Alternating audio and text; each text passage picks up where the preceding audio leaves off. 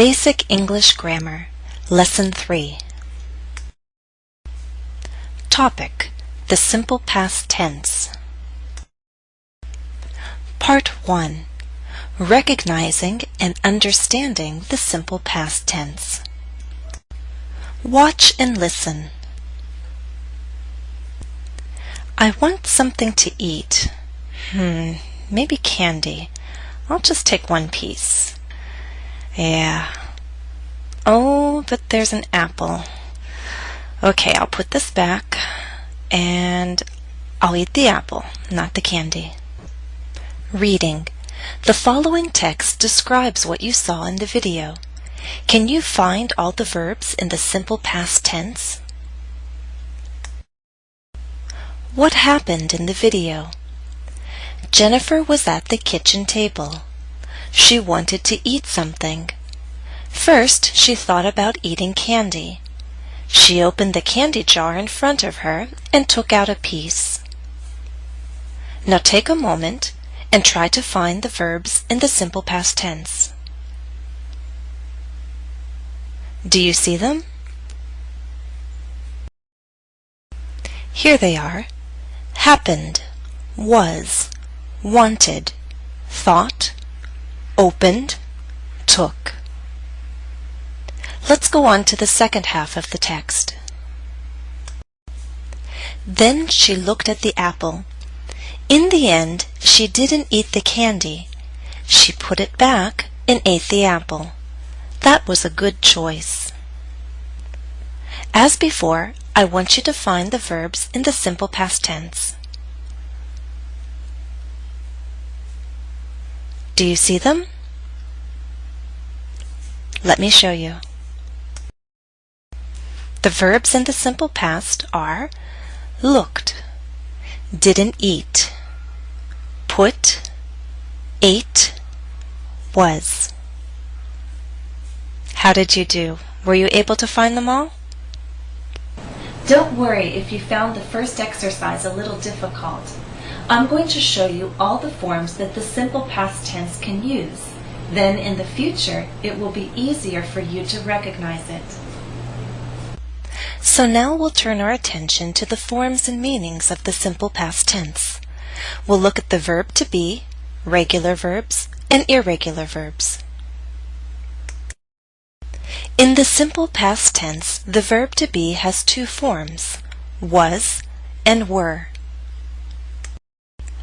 Was is used with singular nouns, uncountable nouns, and the pronouns I, she, he, and it. Examples: I was hungry. She was in the kitchen. There was candy in the jar. Candy is an example of an uncountable noun. The apple was a good choice. This is an example of a singular noun. Were is used with plural nouns, compound subjects, and the pronouns you, we, and they. Examples: you were hungry. The apple and candy were on the table. Apple and candy being a compound subject. There were many pieces of candy in the jar. Pieces is an example of a plural noun.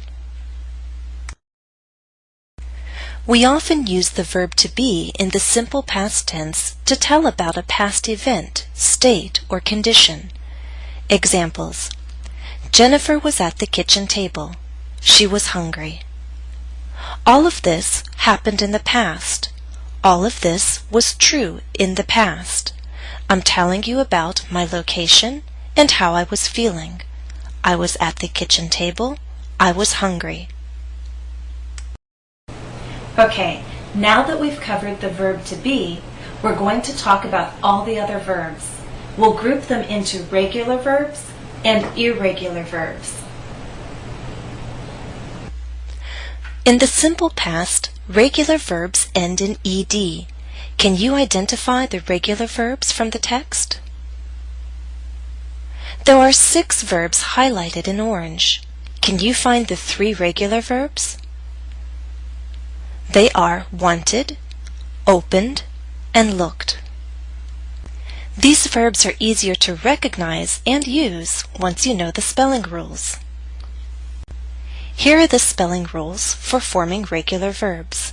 Rule 1. Add ed to a verb that ends in a consonant. Examples. Want ends in T, so we get wanted. Look ends in K, so we have looked. Rule 2. If a verb ends in consonant, vowel, consonant, double the last consonant before adding ed. Stop is a good example. It ends in TOP, consonant, vowel, consonant.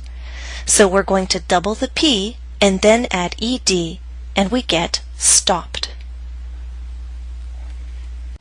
There are a couple of exceptions to rule number 2. First, don't double the consonants W, X, Y. For example, in fixed, we only write one X. The second exception is with unstressed syllables.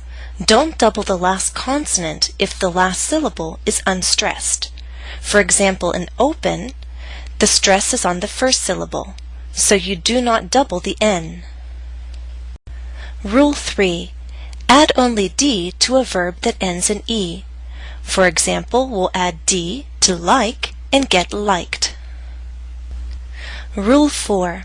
If a verb ends in Y, change the Y to an I and then add ed. For example, the verb carry. Before we add ed, we change the Y to an I and then we get carried. There's one exception to Rule 3. That's when there's a vowel before Y. For example, in play, we have A before Y. We will not change the Y to an I. We'll simply add ed, played. Now look at the irregular verbs from the text. Can you identify the infinitive for each verb? Example. Jennifer was at the kitchen table. What's the infinitive? To be. Now it's your turn. Number 1. She thought about eating candy. The infinitive? To think. 2. She took out a piece. The infinitive? To take. 3.